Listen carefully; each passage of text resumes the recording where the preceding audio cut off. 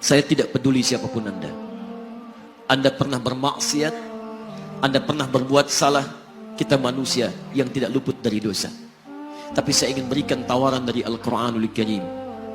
Quran surah keempat An-Nisa ayat 100, posisi paling kiri sebelah bawah. Pernah ada orang berbuat maksiat yang tak terlukiskan. Ada seorang yang pernah bunuh orang.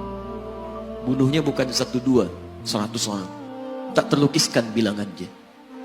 Kriminalitas tidak perlu diukur karena Anda akan lelah menghitungnya.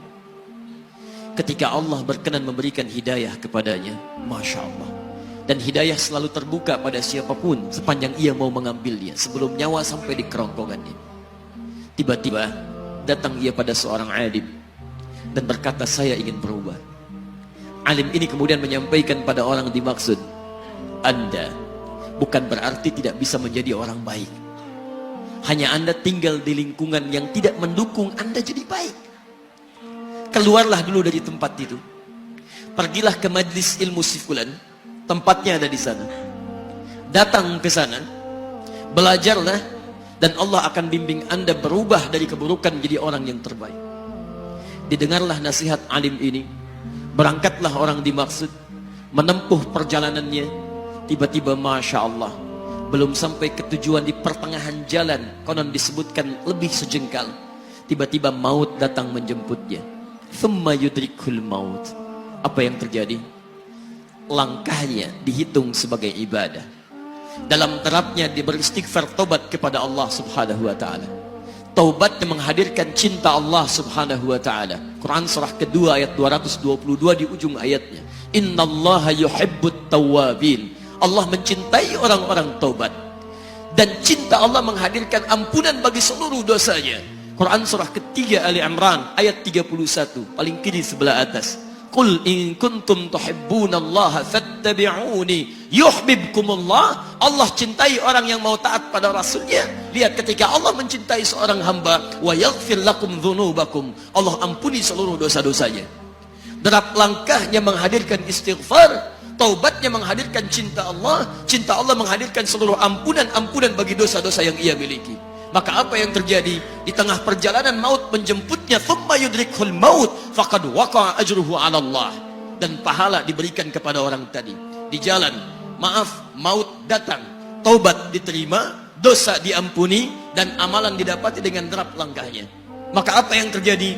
Thumma yudrikhul maut faqad waqa'a ajruhu 'ala Allah. Pahalanya dituliskan oleh Allah, dakhalal jannah, kata Nabi, masuk surga orang ini.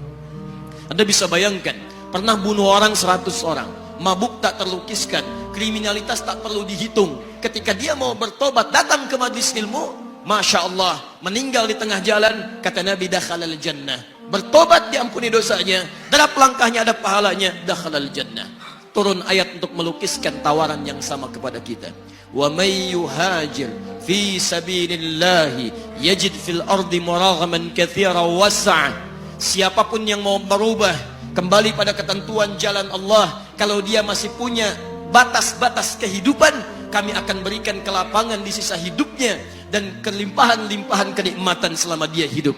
Wa may yakhruj min baitihi muhajiran ila Allahi wa rasulih. Namun bila ada di antara mereka baru ingin berhijrah, ingin berubah jadi lebih baik dalam pandangan Allah dan Rasulnya, tiba-tiba thumma yudrikul maut, baru keluar dari tempat dia tinggal, belum sampai ke tempat dia belajar, datang maut menjemputnya.